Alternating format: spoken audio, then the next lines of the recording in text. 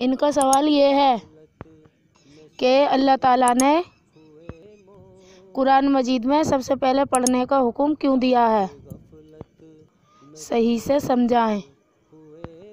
اچھا سوال کیا ہے کہ سنسار کے سچے مالک اللہ تعالیٰ نے، ایشور نے قرآن کی جو سب سے پہلی جو آیت اتری آسمان پر سے، وہ سب سے پہلے یہ اتری، اقرا، پڑھو اپنے رب کے نام سے جس نے تمہیں پیدا کیا جمے ہوئے خون کے لوتھڑے سے، اور تمہیں وہ علم سکھایا جو تم نہیں جانتے تھے۔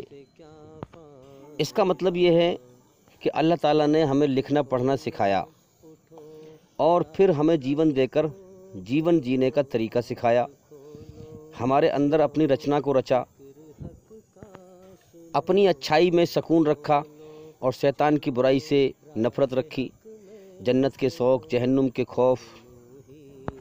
تو سب سے پہلے اس آیت کو اتارنے کا جو مقصد ہے وہ یہ ہے کہ میرے بندے، اگر تو نے دنیا میں سب کچھ پڑھا اور تو نے میرا گیان نہ پڑھا تو تیرا جیون ناکام ہے۔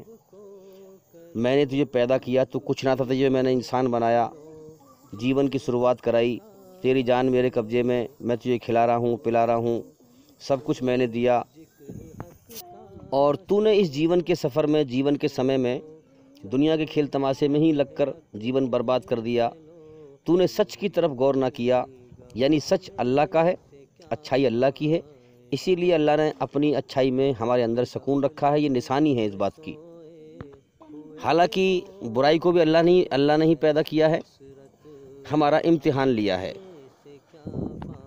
اب ہم دیکھیں نا، یہ شراب ہے، جوا ہے، یہ تمام چیزوں کا علم اللہ نے ہی دیا ہے، لیکن اس کے ساتھ ساتھ ہمیں جیون جینے کا طریقہ سکھایا۔ جب ہم برا کام کرتے ہیں، شراب جب انسان پہلی بار پیتا ہے تو اس کو بے چینی گھبراہٹ ہوتی ہے کہ نہیں؟ قدرت اس کو اشارہ کرتی ہے، یہ غلط کام ہے، اس کو نہ کر۔ اور جب انسان اچھا کام کرتا ہے، سچ بولتا ہے، اچھائی پہ چلتا ہے، تو اس کے اندر سکون پیدا کر دیتی ہے قدرت۔ اللہ نے یہ اشارہ کیا ہے، یعنی یہ سمجھایا ہے کہ دنیا میں اچھائی برائی میری ہی بنائی ہوئی ہے، لہٰذا میں نے تیرا امتحان لیا ہے، اسی لیے میں نے تیرے اندرونی حصے میں، تیری رچنا کے اندر تجھے سمجھا دیا ہے کہ اچھائی پہ چل، برائی پہ نہ چل۔ پیدا کی ہوئی سب میری ہے، لیکن تیرا امتحان لیا جا رہا ہے، تو میری مرضی مانتا ہے کہ نہیں مانتا ہے، یا اپنی منمانی کرتا ہے۔ اچھائی برائی اللہ ہی نے پیدا کی ہے، جھوٹ بھی اللہ ہی نے بنایا ہے، پیدا کیا ہے۔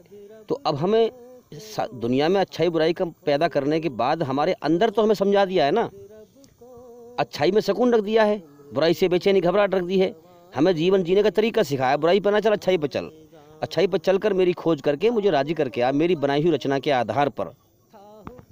تو اس میں یہ اشارہ ہے جو سب سے پہلے جو آیت اتری قرآن کے آسمان پہ سے کہ میرے بندے،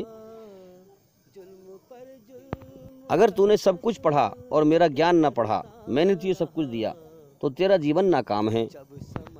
اور اگر تو نے میرا گیان پڑھا، میری طرف غور کیا، کائنات کی حقیقت پر غور کیا کہ یہ جیون بیکار ہے، میرے سامنے کتنے لوگ مر گئے، یہ دنیا کبھی بھی چھوٹ سکتی ہے، میں یہاں سے کبھی بھی جا سکتا ہوں، سچائی پر تو نے غور کیا، میرا گیان تو نے پڑھا، تو کامیاب ہے۔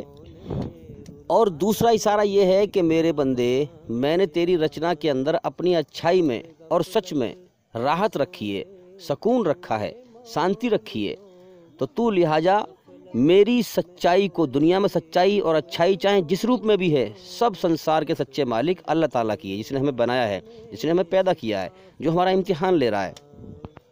تو میرے بندے، میری بنائی ہوئی رچنا کے آدھار پر میری سچائی اور اچھائی پڑھتا جا، پڑھتا جا، پڑھتا جا، میری بنائی ہوئی رچنا کے آدھار پر۔ میں نے تیرے اندر سچائی اور اچھائی کی طلب رکھی ہے، پیاس رکھی ہے، اور سچائی کی پیاس اللہ کی پیاس ہے۔ تو یہ میرا سیدھا راستہ ہے کہ تو میری سچائی اور اچھائی پڑھتا جا اور میری طرف چلا آ، تو مجھے پالے گا۔ اور بے شک جن لوگوں کے اندر اچھائی کی پیاس ہوتی ہے، سچائی کو جاننے کی پیاس ہوتی ہے، طلب ہوتی ہے، اللہ کو وہی لوگ پاتے ہیں۔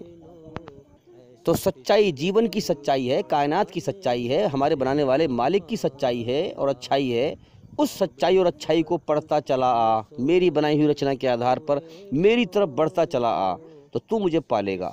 اگر تو نے مجھے پا لیا تو سب کچھ پا لیا، تو مرنے کے بعد میرے جنت کے انعام کا حقدار بن جائے گا۔